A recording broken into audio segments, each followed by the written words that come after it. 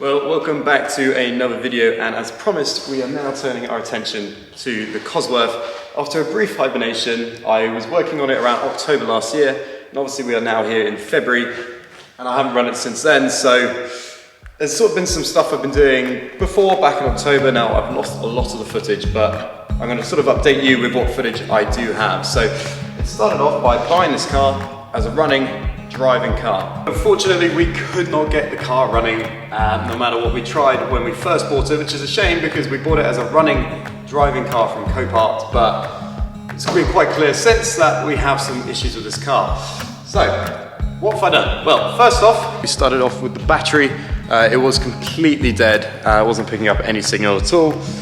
So we swapped the battery over, but even then, the car would only crank and it would refuse to fire up. It does make you wonder with Copart whether they really got that car running and driving, because the battery with the correct voltage should have just been able to start this car if it was a driving car. But unfortunately, we had to look a little bit deeper than that. The next thing for me to check was the fuses. I wanted to check that the fuel pump was pumping properly, etc. And we actually had 4 bad fuses, but none were actually to do with starting the car.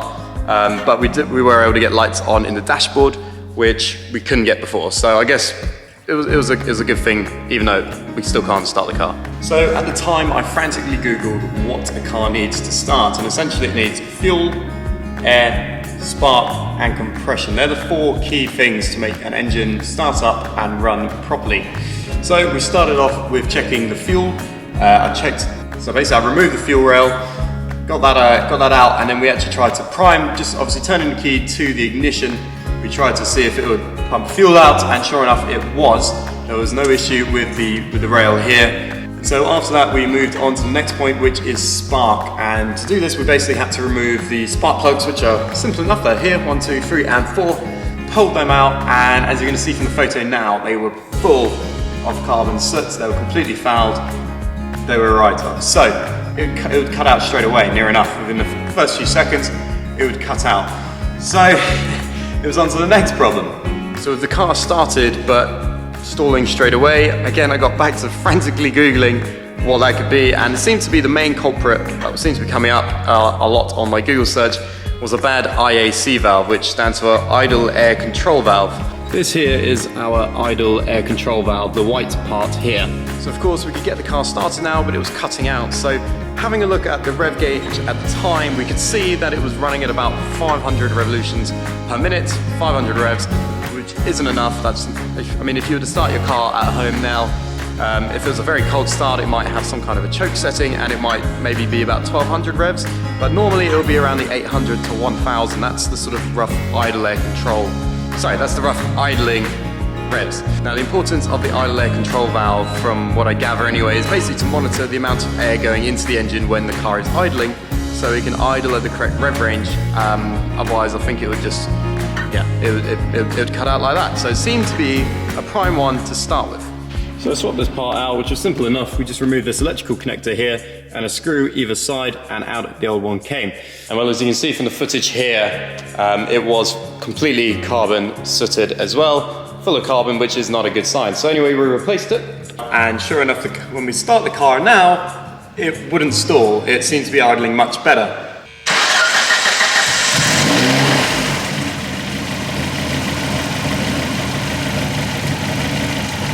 However, there's obviously 4 cylinders on this car because there's 4 spark plugs, and well, it seemed to be firing on only a few. It didn't sound quite right. So we consulted the local mechanic to me, Allwoods, and they were very helpful, so shout out to them. And they actually reckon the next thing to try should be the map sensor. They've got a feeling that the map sensor might be bad. So now they recommended that basically we need to change the map sensor. That's what they recommended anyway. And so in December, that's what I did. I went ahead and bought a new map sensor. And that brings us up to today. With a now charged battery, I started with connecting that back up before investigating how I could best access the map sensor, which was tucked away facing downwards under the silver bracket, which I've circled here. So I think I'm actually just going to try and get this over to the ramp, get it up on the ramp, and then hopefully that should be a lot easier to get out, because I can use some extension tools to go all the way up and to get those 3 bolts off. I think that's easier. we've got the ramps, we might as well use them. Okay, well, I've just pulled it out with the forklift. Time to give it its first start. Fingers crossed, first time, it goes.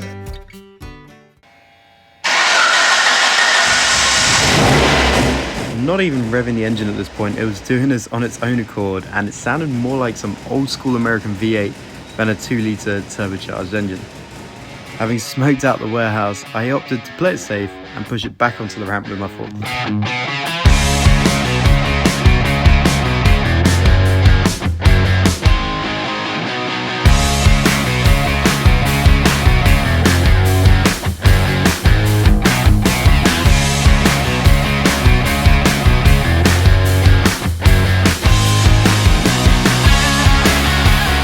Now this is going to be quite interesting actually because I've not been under the car yet, so I don't know what we're expecting to see. Obviously it's an older car, so there might be a bit of rust, but hopefully not too bad, fingers crossed. Well, to be honest, this is looking a lot better than I was expecting it to.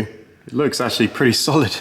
You got to remember this is an older car, so you're expecting a bit more rust, but I don't know, this looks solid as anything. Looks like it's definitely been dry stored for the majority of its life. Which is good, I'm very happy with this. This is a result.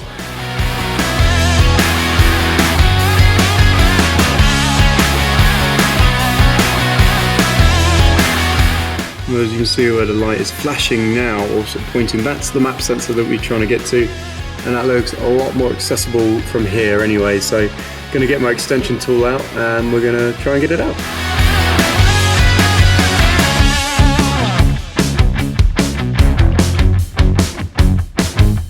Well, there we go. So on the left is obviously the old one and the right one's the new one. So basically got to just get this hose off and put it on the new one, and they're pretty much identical. So ready to go then. Alrighty, well I thought I'd just show you that there's this tube here with a red ring around it that I've actually just had to reconnect, and then I'm basically just going to put the 3 screws and fit it back to that bracket. Now obviously it's an awkward one to film, so yeah, unfortunately, you're just going to have to sort of take my word for it. Those 3 screws just go into that silver frame, and then I'll just attach the electrical connector as well. Even on the ramp, this was a fiddly job, but we got it done, and then I just had to connect the electrical connector.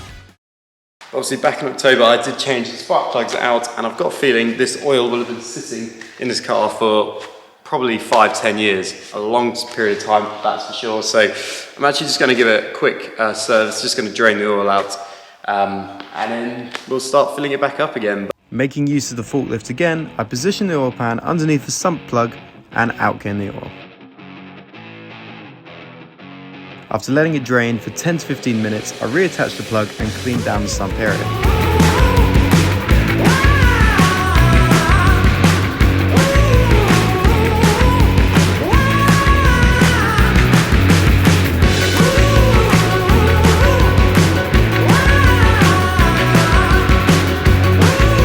Bringing the car back down to ground level, it was time to put the new oil in, and I've gone with the recommendation from Ford forums to use 10W60 from Gastrol.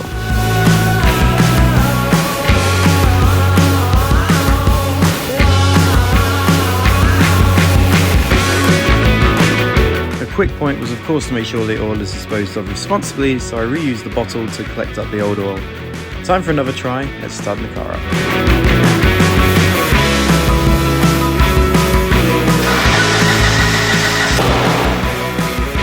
Well, the car was still cutting out, but for the first time there was a backfire, which was a big hint that the car was running lean and there wasn't enough fuel reaching the engine.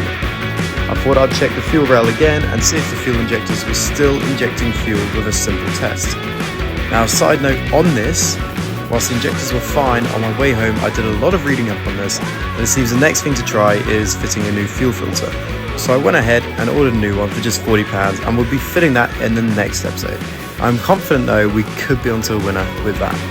Okay, so that's obviously the introduction to the Cosworth anyway. We have still been able to give it a service, but we do have a lot of issues with the way that this is running and the way it's making its sort of air to fuel ratio. But for now anyway, that is all we have time for today. I'm off to Paris in the morning where I'm going to be for the week, so this will be the only video this week.